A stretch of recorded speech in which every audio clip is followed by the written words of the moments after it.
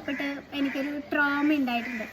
അതിനുശേഷം ഞാൻ ഇനി എൻ്റെ ബർത്ത്ഡേക്ക് വലിയൊരു ഇമ്പോർട്ടൻസ് കൊടുത്തിട്ടില്ല. വേറെ ഒന്നുമില്ല, നമ്മൾ കമ്മിറ്റഡ് ആയിട്ടിരിക്കുന്ന സമയത്ത്, റിലേഷൻഷിപ്പ് സ്റ്റാർട്ട് ചെയ്ത സമയത്ത് നമ്മൾ ഏതൊരാളെ പോലും ഞാൻ ആഗ്രഹിച്ചു എന്താ വെച്ചാൽ നമ്മളെ ഓപ്പോസിറ്റ് നിൽക്കുന്ന ആൾ, നമ്മുടെ ലവർ നമ്മളെ വിഷ് ചെയ്യും, അല്ലെങ്കിൽ നമുക്ക് എന്തെങ്കിലും സർപ്രൈസ് തരും. അങ്ങനത്തെ ഒരു തോട്ടിലാണല്ലോ നമ്മൾ ഇരിക്കുക.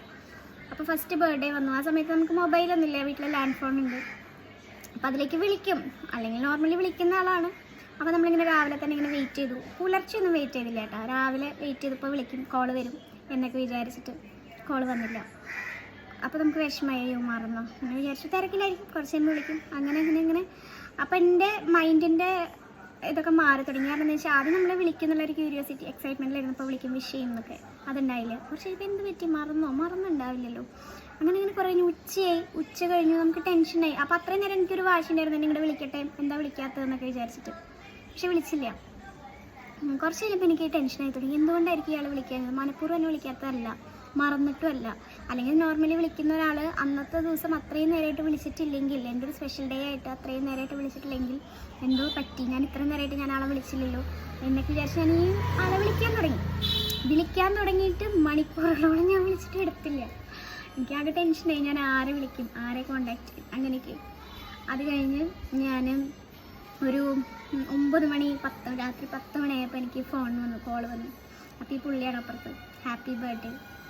അപ്പോൾ എനിക്ക് ഞാൻ ആ സമയത്ത് കോളൊക്കെ വന്ന സമയത്ത് ഫോണിങ്ങനെ വെയിറ്റ് ചെയ്തിരിക്കുക, ബെല്ലടിക്കുന്ന കേൾക്കാനായിട്ട്. ഹാപ്പി ബർത്ത്ഡേ പറഞ്ഞപ്പോൾ സത്യം പറഞ്ഞു കഴിഞ്ഞാൽ എനിക്ക് എന്തെങ്കിലും ഞാൻ ബ്ലാങ്ക് ആയിപ്പോൾ, എന്താ ഉണ്ടായത്? അപ്പോൾ ഞാൻ ചോദിച്ചു എവിടെയായിരുന്നു എത്ര നേരം ഞാൻ എന്താ പറ്റിയത് ഞങ്ങൾക്കെന്ന് ചോദിച്ചു. എനിക്കൊന്നും പറ്റിയില്ല. അപ്പോൾ എന്താ എന്നെ വിളിക്കാൻ? അതായത് നീ പ്രതീക്ഷിക്കും ഞാൻ വിളിക്കുന്നത്, സാധാരണ അങ്ങനെയാണല്ലോ. പക്ഷെ ഞാൻ വിളിക്കാണ്ടാവുമ്പോൾ എനിക്ക് ടെൻഷനാവും.